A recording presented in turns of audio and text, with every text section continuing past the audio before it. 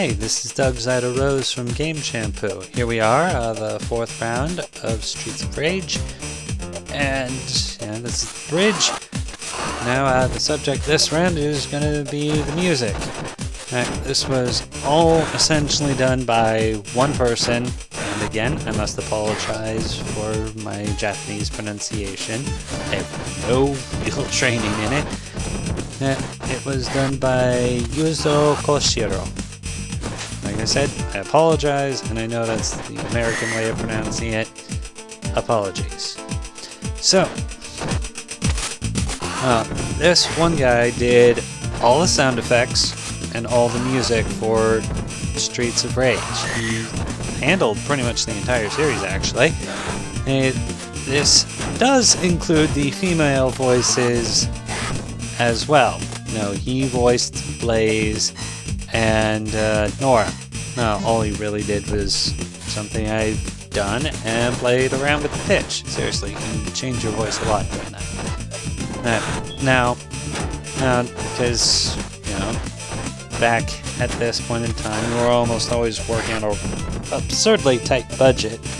This game was nowhere near the mark Final Fantasy VII set for, cost of the game.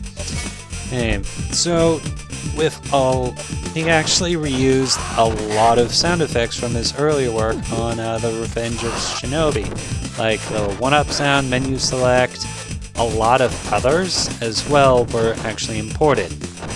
Now, it's actually a brilliant idea. I mean, if you have these resources, why not use them? Seriously, I give them props for that. Now, let's actually move on to the music itself. Like I said, it's something I love and adore. And he actually was very influenced by the club music, which was actually becoming very popular at this particular point in time over here in North America. Now, here's where things actually get kind of interesting, in that club music actually hadn't become popular over in Japan. So when he presented his demo tracks to the manager, it was a much bigger risk than people realized for him to essentially sell this. But it worked. And all I can say is thank goodness. Because this game was made over in Japan and under the name Bare Knuckles. And from there, you would think they'd prioritize Japanese taste over American, but in this case, the American actually influenced the Japanese, and that was a good thing. Let me tell you how good of a thing it was. Now, a lot of the music was influenced by some bands you may or may not know. Like Soul to Soul and Enigma.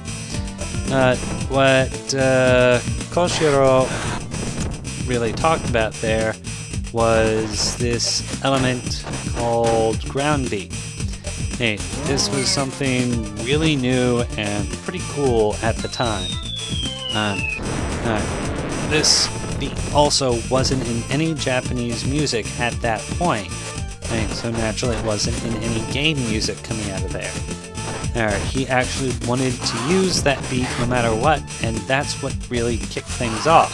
You honestly hear it in the opening track. That was one of the biggest influences. Oh. Okay, here we go. This is the boss. What's his face? Bongo. Oh, now, Bongo, if you don't know what to do, is actually a really hard boss.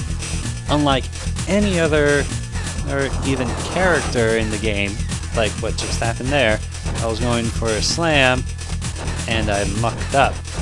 Now, honestly, I cheese this fight, because it can be really difficult. So I was saying, if you don't know what you're doing, he can just roast you. So I cheese them to make it simple. Phew, and I'm out of time. Okay, we will resume talking about the music later. Now, please be sure to like and subscribe to keep up to date. Hope you've enjoyed it and keep enjoying it. Cheers.